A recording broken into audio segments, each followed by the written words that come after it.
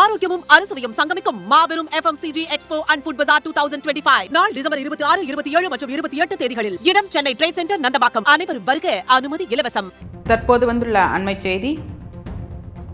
2021 தேர்தலின் போது அளித்த வாக்குறுதி எண் 311 நிறைவேற்ற கோரி போராட்டம் நடத்திய இடைநிலை ஆசிரியர்களை காவல்துறை அராஜக போக்குடன் கைது செய்திருப்பது கடும் கண்டனத்திற்குரியது என்று அதிமுக பொதுச் செயலாளர் எடப்பாடி பழனிசாமி தெரிவித்துள்ளார். சம வேலைக்கு சம ஊதியம் என்ற வாக்குறுதி அளித்துவிட்டு 4.5 ஆண்டுகளாக ஆசிரியர்களை போராட விட்டு வேடிக்கை பார்க்கும் திமுக அரசின் பாசிச போக்கு வெட்கக்கேடானது என்று EPS குற்றம் சாட்டியுள்ளார். கொடுத்த வாக்குறுதியை நிறைவேற்றவில்லை என்பதை முதல்வர் ஸ்டாலின் ஒப்புக்கொள்ள வேண்டும் என்று EPS வலியுறுத்தியுள்ளார்.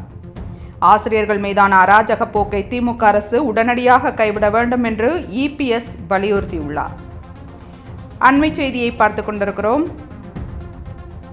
2021 தேர்தலின் போது அளித்த வாக்குறுதி எண் 311 நிறைவேற்ற கோரி போராட்டம் நடத்திய இடைநிலை ஆசிரியர்களை காவல்துறை அராஜக போக்குடன் கைது செய்திருப்பது கடும் கண்டனத்திற்குரியது என்று அதிமுக பொதுச் செயலாளர் எடப்பாடி பழனிசாமி தெரிவித்துள்ளார். சம வேலைக்கு சம ஊதியம் என்ற வாக்குறுதி அளித்துவிட்டு 4.5 ஆண்டுகளாக ஆசிரியர்களை போராட விட்டு வேடிக்கை பார்க்கும் திமுக அரசின் பாசிச போக்கு வெட்கக்கேடானது என்று EPS குற்றம் சாட்டியுள்ளார். கொடுத்த வாக்குறுதியை நிறைவேற்றவில்லை என்பதை முதல்வர் ஸ்டாலின் ஒப்புக்கொள்ள வேண்டும் என்று EPS வலியுறுத்தியுள்ளார். ஆசிரியர்கள் மீதான அராஜக போக்கை திமுக அரசு உடனடியாக கைவிட வேண்டும் என்று EPS வலியுறுத்தியுள்ளார்.